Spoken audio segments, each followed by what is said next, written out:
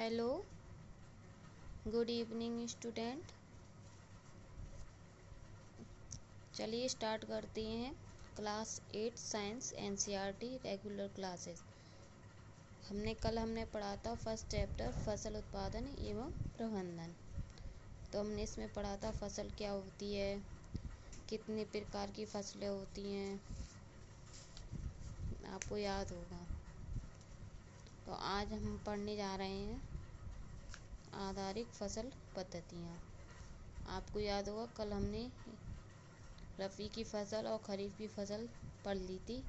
आज हम पढ़ेंगे आधारित फसल पद्धतियाँ।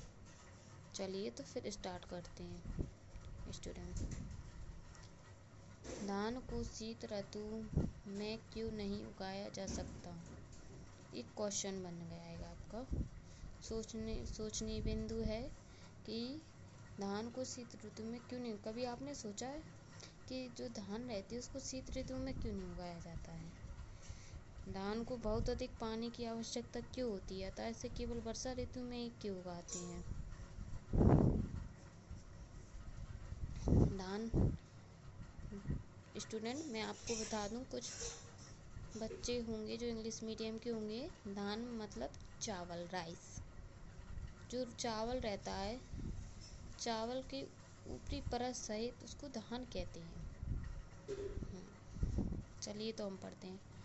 फसल उगाने के लिए किसान को अनेक क्रियाकलाप सामयिक अवधि में करने पड़ते हैं। आप देखेंगे कि यह क्रियाकलाप उस प्रकार की हैं जिनका उपयोग माली अथवा आप सजावटी पौधे उगाने के लिए करते हैं। ये क्रियाकलाप अथवा कार्य कृषि पद्धतियाँ जो आगे दिए गए हैं।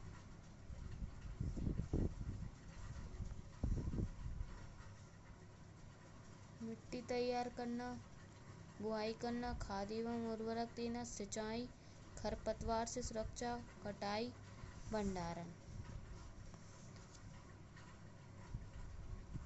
फसल उगाने के ये निम्न चरण दिए गए हैं।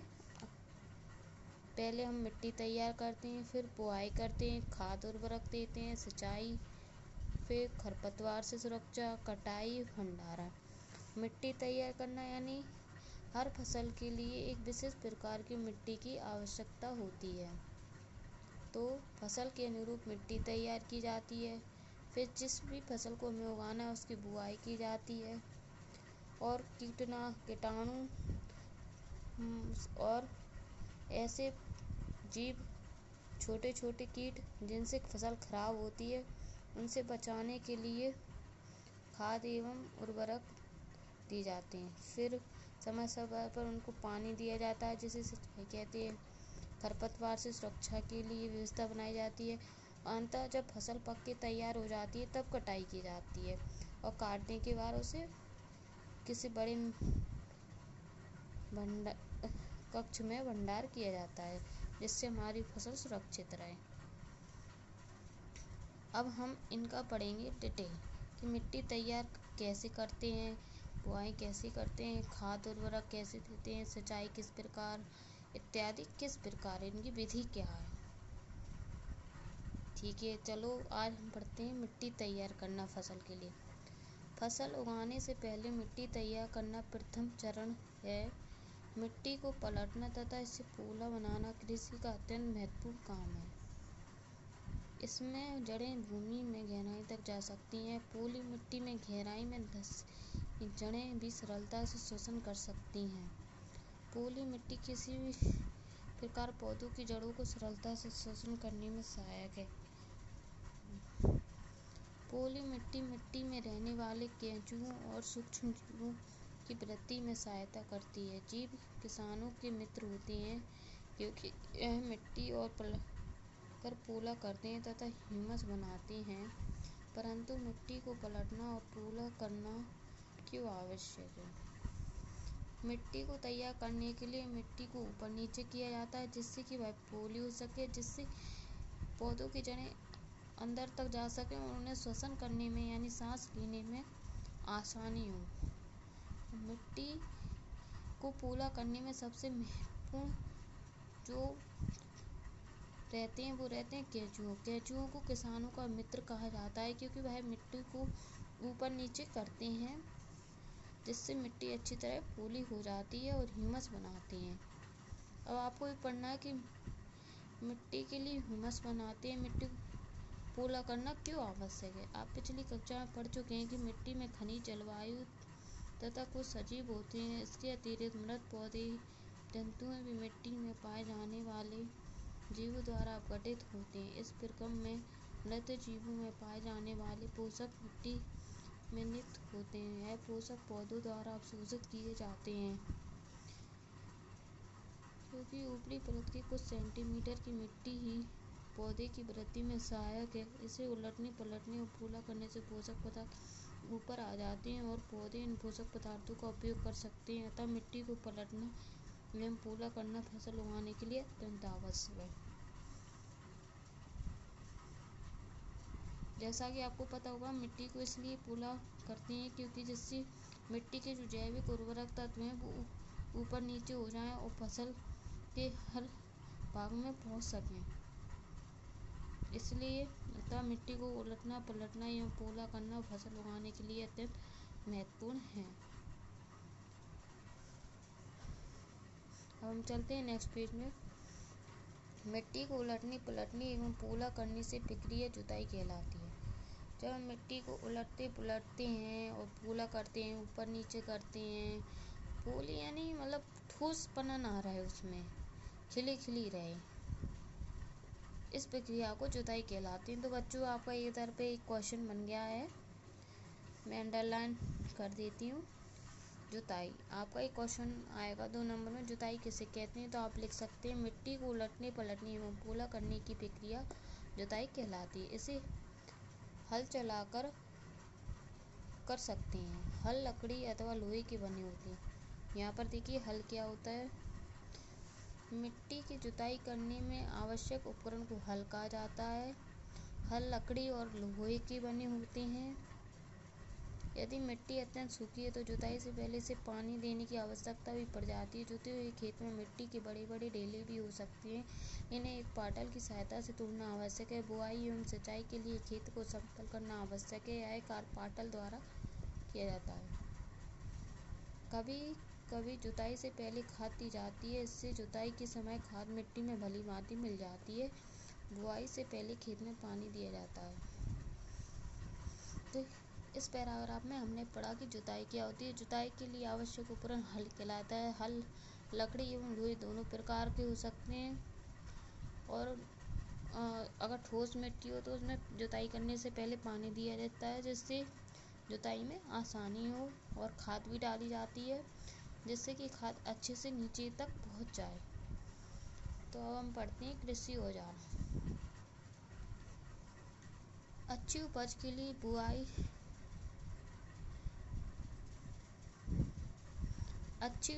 लिए बुआई से पहले मिट्टी को भुरभुरा करना आवश्यक है। यह कार्य अनेक औजारों से किया जाता है। हल, कुदाली, कल्टीवेटर इस कार्य में उपयोग किए जाने वाले प्रमुख औजार हैं। आपने ऊपर पढ़ा होगा कि फसल बोने से पहले जुताई की जाती है। जुताई हल से की जाती है, परंतु कृषि में उपयोग किए जाने वाले जुताई करने वाले अन्य औजार हैं, जैसे कि पहले हल चलते थे, फिर कुदाली, अब आधुनिक युग में कल्टीवेटर से जुताई की जाती है, जो कि कृषि औजार के नाम से जाने जाते हैं। जैसे कि आप इस इमेज में देख रहे हैं, ये रहा, देखिए हल शिफ्ट, ये रही हल, ये है हल का चित्र, और ये जो किसान है 2 बैलों की सहायता से इसमें बांध देते हैं, और जो बैल बढ़ते हैं और ये हल की सहायता से खेत जोतता चला जाता है, इस तरह है। अब हम पढ़ते हैं हल क्या होता है, हल के बारे में डिटेल। प्राचीन काल से ही हल का उपयोग जुताई, खाद उर्वरक मिलाने, खरपतवार निकालने और मिट्टी खरोंचने के लिए किया जा रहा था। जाता रहा है। यह औजार लकड़ी का बना होता है, जिसमें बैलों की जोड़ी अथवा अन्य पशु घोड़े ऊँट की सहायता से खींचा जाता है। इसमें लोहे का मजबूत तिकोनी पत्ती होती है, जिसे फाल कहते हैं। हल का मुख्य भाग लंबी लकड़ी का बना होता है, जिसे हल शैफ्ट कहते हैं। इसके एक सिरे पर हैंडल होता है तथा दूसरा सिरा जोत के डंडे से जुड़ा होता है, जैसे बैलों की गर्दन के ऊपर रखा जाता है। एक जोड़ी बैल एवं एक आदमी इसे सरलता से चला सकता है, जैसा कि हमने चित्र में देखा। आजकल लोहे के हल तेजी से देसी लकड़ी के हल की जगह ले रहे हैं।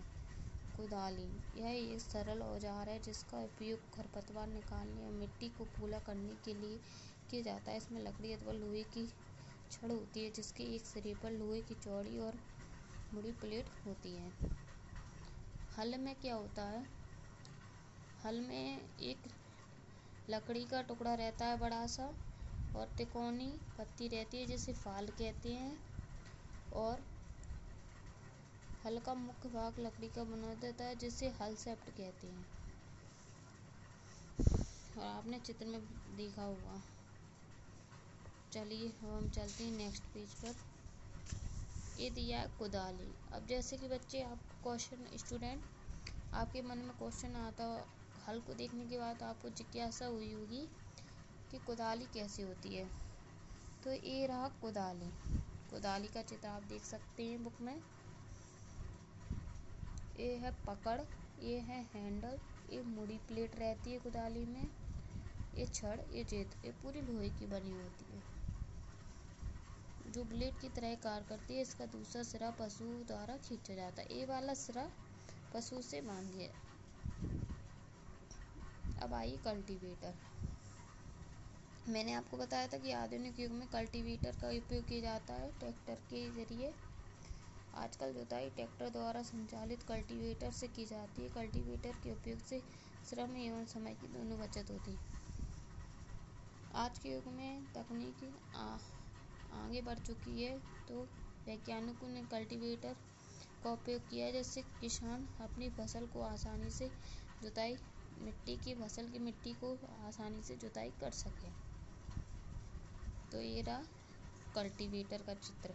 ये रहता है कल्टीवेटर, पीछे वाला हिस्सा इतना, और ये जो रहता है ट्रैक्टर मशीन है, इसको इससे लिंक किया जाता है। और ये जो ड्राइवर रहता है, चलाता है, तो ये नुकीले रहते हैं, वो उसको जोतते चले जाते हैं।